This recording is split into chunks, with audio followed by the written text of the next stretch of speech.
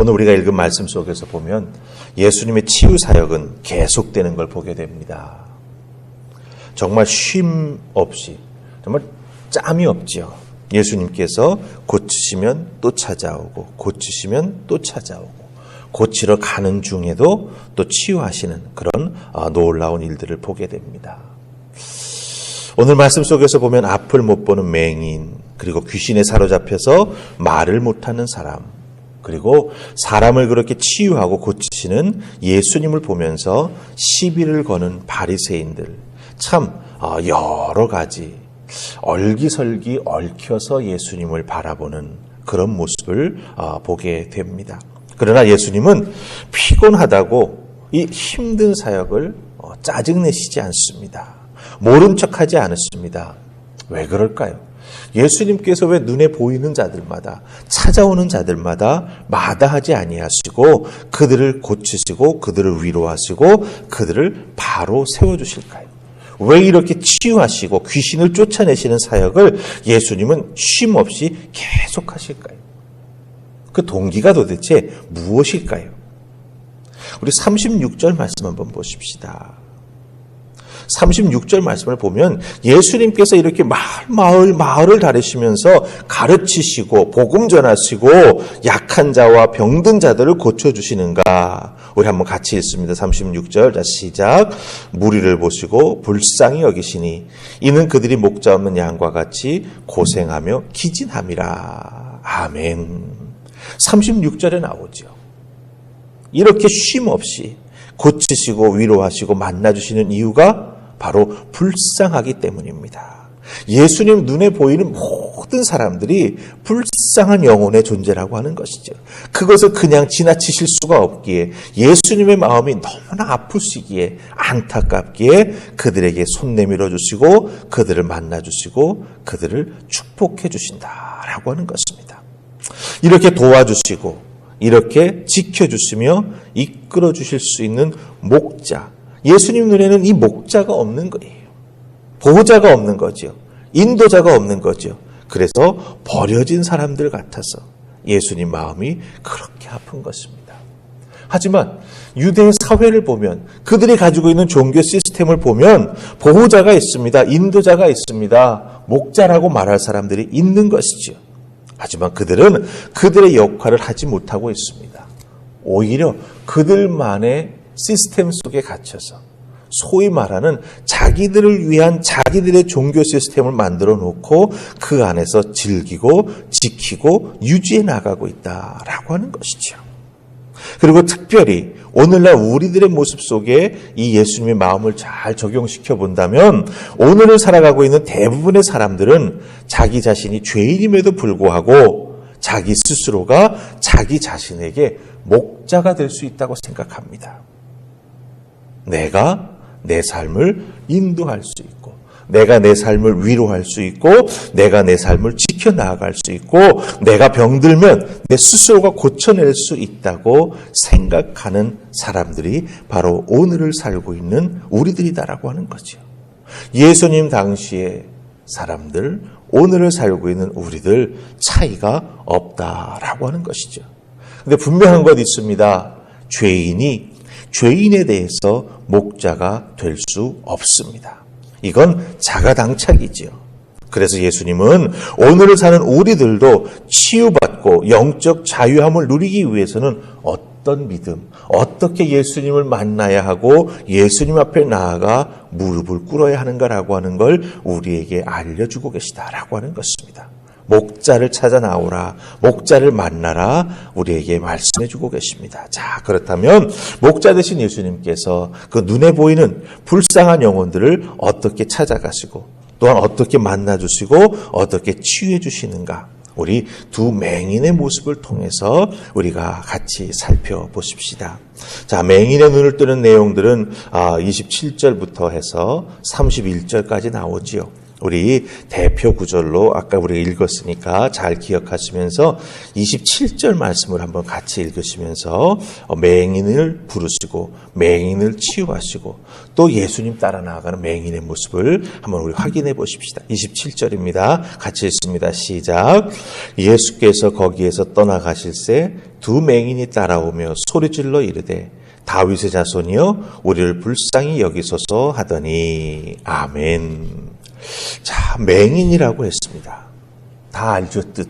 앞 못 보는 사람입니다. 이유야 어쩌든지 간에 선천적이든지 혹은 사고를 통해서든지 혹은 질병을 통해서든지 앞을 못 보는 사람으로 살아가고 있다라고 하는 거예요. 근데 여기서 맹인이라고 하는 헬라어 단어 투플로스라고 하는 단어가 쓰였습니다. 이 단어를 우리가 딱 헬라어 단어 사전에서 찾아보면은 그 어근의 의미가 있어요. 무슨 의미가 있냐면 연기가 막 피어올라 가지고 그 연기가 너무 심해져서 어두워진다. 시야를 가린다. 앞이 안 보일 정도로 연기로 인해서 깜깜해졌다. 이런 뜻을 가지고 있습니다. 그러니까 이 맹인이라고 하는 단어가 가지고 있는 이 어근의 의미를 우리가 잘 살펴볼 필요가 있습니다. 아주 깊은 의미가 담겨져 있습니다. 사람은 육체적인 눈으로는 멀쩡할 수 있습니다. 그러나 주변의 상황이 맹인을 만들 수 있다라고 하는 거죠. 자기가 처해 있는 위치에서 불이 나가지고 연기로 인해서 자기가 앞을 못 보는 상황, 위험에 빠지는 상황에 이룰 수 있다라고 하는 것입니다. 단지 병이나 사고나 선천적으로 태어나면서 뭔가 잘못돼서 앞 못 보는 존재가 아니라 주변 상황 때문에 의해서도 자기 자신의 시야가 가려질 수 있고 맹목적이 될 수가 있고 분별하지 못하는 그런 처지에 빠질 수 있다라고 하는 것이죠. 이 의미를 우리가 잘 생각해 볼 필요가 있습니다. 그런 의미에서 사람은 육체적으로는 눈이 멀쩡할 수 있습니다. 그러나 맹인일 수 있습니다. 왜 그렇습니까? 앞을 분별하지 못할 정도로 우리가 살아가는 삶의 상황이 우리의 시야를 가려서 영적인 안목을 가려서 시커먼 연기로 둘러싸여서 정말 맹인처럼 살아갈 수 있다라고 하는 것이죠. 이렇게 앞이 안 보이고 시야가 확보가 안 되면 어떻게 우리가 나아가야 될 방향을 분별하고 정하고 안전하게 갈 수가 있겠습니까? 오늘 말씀 27절에서 맹인들의 모습에서 정말 중요한 걸 배우게 됩니다. 이 두 맹인이 예수님께서 길거리를 쭉 걸어가시는데 따라오면서 뭘 했다고 말하고 있습니까?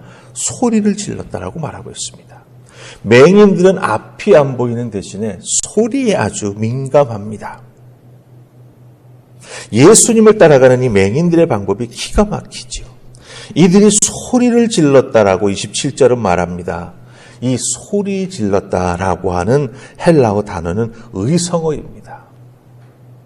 사람이 목천껏 큰 소리로 자기의 마음속 감정을 표현하는 상태를 의미합니다. 이 헬라어 단어에서 크라이라고 하는 단어가 그대로 만들어졌어요. 소리를 지르면 어떻습니까? 사람들이 듣고 반응을 하지요. 시끄럽다고 핀잔을 주든지 거기에 대해서 필요한 대답을 하든지. 그러니까 맹인들이 소리를 질렀을 때 누군가가 듣고 반응하는 것을 통해서 이 맹인들은 방향을 분별하는 거예요. 아, 내가 저곳으로 가야 되겠다. 저기에 가야 내가 필요로 하는 것을 만날 수 있겠다라고 하는 걸 깨달아 알게 되는 것이죠. 어디에 자기가 찾는 사람이 있다라고 하는 걸 그 반응을 통해서 알게 된다라고 하는 것이죠. 두 맹인이 예수님을 향해서 소리 질렀습니다. 다윗의 자손이여 우리를 불쌍히 여기소서. 성경에는 나타나 있지 않지만 27절과 28절 사이를 잘 보세요. 이 행간을 한번 잘 보세요. 소리 질렀습니다. 예수님께서 집에 들어가셨는데 맹인들도 그 집에 따라 들어가서 예수님 앞에 섰습니다. 소리가 들렸던 것이죠. 그리고 맹인들이 그 집까지 따라 들어갈 정도로 예수님에 대해서 집중하고 바스락거리는 소리도 놓치지 않겠다라고 결심을 하면서 예수님을 끝까지 따라가고 반응하는 이 맹인들의 모습이 여기 나온다라고 하는 것입니다. 예수 그리스도의 도우심, 예수 그리스도의 치유하심, 그리고 예수님을 만났을 때 누릴 수 있는 영적 자유함, 그것은 예수님께서 우리들의 소리 지름에 반응하시는 것을 끝까지 듣고 놓치지 않고 따라갔을 때 우리에게 주어진다라고 하는 거예요. 예수님 앞에 따라 들어가 그 앞에 서지 아니하면 우리가 얻어걸리는 식으로 우리의 삶의 문제, 우리의 삶의 안타깝고 연약한 부분이 자동적으로 해결되지 않는다라고 하는 것입니다. 한번 이 부분을 우리 자신에게 잘 적용해 보십시다. 예수 그리스도의 도우심, 치유하심, 영적으로 자유케 해주심, 우리에게 꼭 필요합니다. 그 필요성을 우리가 느끼고 있습니다. 그렇다고 한다면 이 두 명의 맹인처럼 우리가 주님의 이름을 크게 외쳐 부르고 나의 부르짖음에 예수님께서 어떻게 응답해 주시는지 그 응답의 소리를 놓치지 않고 귀담아 듣는 우리가 되어야 한다라고 하는 것이죠. 나를 향해서 움직이시는 예수님의 그 작은 움직임도 놓치지 않도록 온전히 집중하면서 예수님의 말씀, 예수님의 인도하심, 아니 숨소리조차도 놓치지 않으려고 집중하는 우리들의 신앙의 자세가 꼭 필요하다라고 하는 것입니다. 그렇게 할 때 분명 예수님께서 우리를 인도해 주시는 곳이 있으실 것입니다. 만져주시는 장소로 우리를 불러주실 것입니다. 그곳에 나아가기만 하면 예수께서 우리에게 말씀해 주시죠. 내가 능히 내가 원하는 그것을 이루어 줄 줄로 믿느냐. 그렇게 주님을 목놓아 불렀는데, 그렇게 간절히 기도하면서 주님을 찾았는데 이렇게 물으실 때에 우리가 주저할 이유가 없지 않습니까? 아멘. 주님, 제가 믿습니다. 이렇게 주님께서 부르시고 내가 원하는 것을 내가 능히 이루어질 줄로 믿느냐라고 물으실 때 대답하기만 하면 주님이 어떻게 하실까요? 오늘 말씀에 보면 예수님께서 이 모든 맹인들의 대답을 들으시고 눈을 만져주셨습니다. 보통 말씀으로 치유해 주셨는데, 내 믿음이 너를 구원하였다라고 말씀해 주셨는데, 오늘 말씀 속에서 보면은 예수님의 목소리에 귀 기울이고 사실은 맹인들이 움직여 따라가기 쉽지 않은 집 안에까지 예수님을 따라 들어가서 주님 앞에 서게 되었을 때 예수님께서는 그들이 그렇게 간절히 원하는 것, 믿음으로 예수님 앞에 서면 내 눈이 뜨게 될 것이라고 하는 확신을 가지고 주님 앞에 서게 됐을 때 주님께서 그들의 눈을 만져주셨다라고 하는 거예요. 이 눈이 어떤 눈입니까? 가장 아픈 부분입니다. 그들의 인생에 있어서 이 눈 때문에 얼마나 많은 고생과 고난을 당했겠습니까? 무시를 당했겠습니까? 사람들에게는 편견이 있습니다. 나면서부터 몸에 어떤 장애가 있게 태어난다. 부모가 무슨 죄를 졌길래 애들이 저렇게 되지? 이게 바로 우리 인간들이 생각하는 부분이지요. 그 가장 아픈 부분, 가장 약한 부분, 또한 가장 위로받아야 할 부분을 우리 주님께서 손으로 만져주십니다.